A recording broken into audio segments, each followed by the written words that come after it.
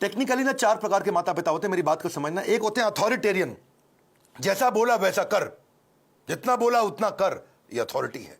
एक होता है डेमोक्रेटिक, मिल बांट करके बात करते हैं, बच्चों की सुनते हैं।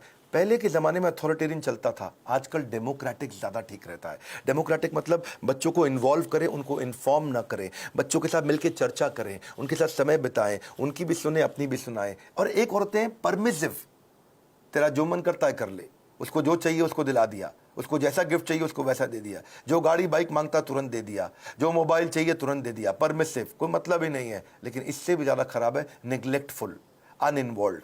वो क्या है, बच्चा क्या कर रहा है, किससे दोस्ती कर रहा है, किसके साथ उठता बैठता है, कोई जानकारी नहीं है, कंप्लीटली नेग्लेक्ट कर रहे हैं। आप कौन है? अथॉरिटेरियन है, जितना बोला उतना कर। डेमोक्रेटिक है, मिल बांट के रिश्ता बनाते हैं। परमिसिव है, जो करना है कर। नेग्लेक्टफुल, पता ही नहीं है कि क्या कर रहा है वो।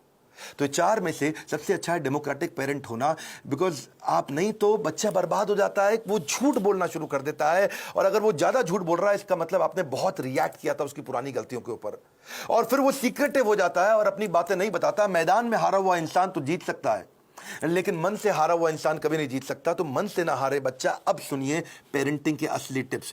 पहला टिप, इनकरेज करिए अपने बच्चे को, वो बचपन से इनोवेटिव थॉट प्रोसेस बिल्ड करें।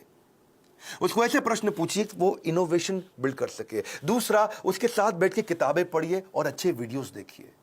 ये नहीं उसको बता दिया, उसके साथ बैठिए, खुद भी पढ़िए, चर्चा करिए उसके साथ में।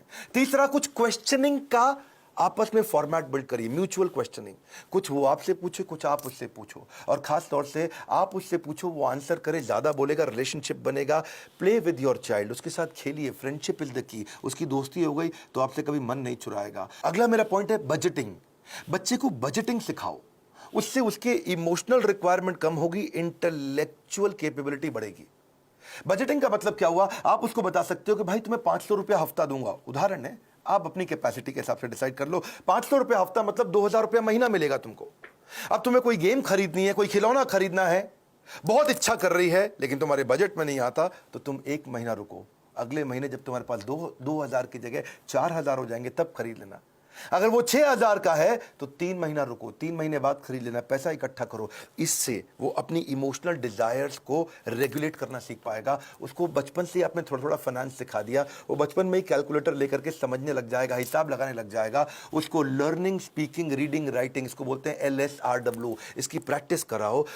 अब कभी भी अगर कोई कहानी भी सुनानी हो बच्चों को, तो कहानी किसकी सुनाओ? कुछ हेल्दी फूड के बारे में, खाने की ईटिंग हैबिट्स के बारे में, या कुछ सक्सेस के बारे में कहानी सुनाइए।